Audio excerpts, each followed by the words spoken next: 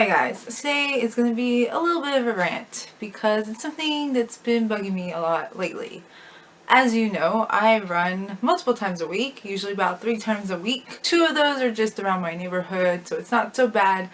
But my favorite run is my Sundays runs when I go down kind of by downtown Victoria, so therefore lots of tourists, and I run in Beacon Hill Park. Now I do this year round. I do run into this problem year round, so it's not just the tourists. Here's the thing. We have a lot of paths, like walking paths, that aren't exactly sidewalks because they're off from the road, but they don't exactly have room to walk in some places off the path without either going into a bunch of bushes or falling off a cliff. It's really important for people to share the paths.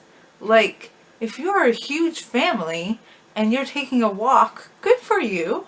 Glad you're having that quality time together. But be mindful that there are other people either that are going to come from the same way you're walking or that are going to be coming an opposite way and want to get by your enormous family. Enormous as in like number of people in that family and not like size of individual people. And as a runner or even just someone who wants to pass these people, I don't even know the right etiquette. I know some runners that are much faster. Sometimes they'll yell out like left or right, and that's to signal which side they're coming from. But I think that can sometimes be a little bit abrasive if you're not into that kind of running culture, if you're just the average Joe walking down.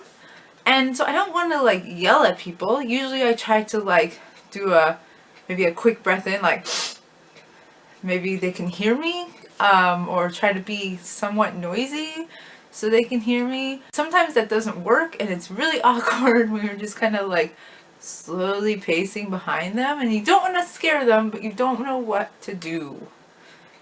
It's just bad. It's just so bad. It's even worse when you are in an actual like race run, so an organized event when streets are closed and such. And there will be these big groups of runners, and usually, yeah, they train together, they're friends. Good for them, that's awesome. But do you seriously have to run in a straight line across the whole width of the road? Do you realize how impossible it is to pass you? It's impossible. And usually in races you end up like doing weird squeezes in between people if you want to pass them.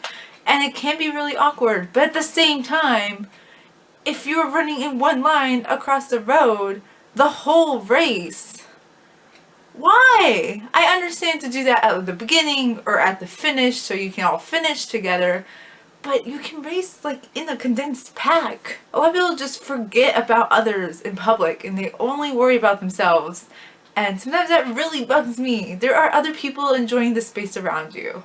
This is my number one complaint about running outdoors. Followed closely behind on we need to establish some kind of protocol in which our fellow runners going to wave or say hi or acknowledge each other, or are we just going to ignore each other? Because this awkward middle ground is frustrating. But maybe more on that another time.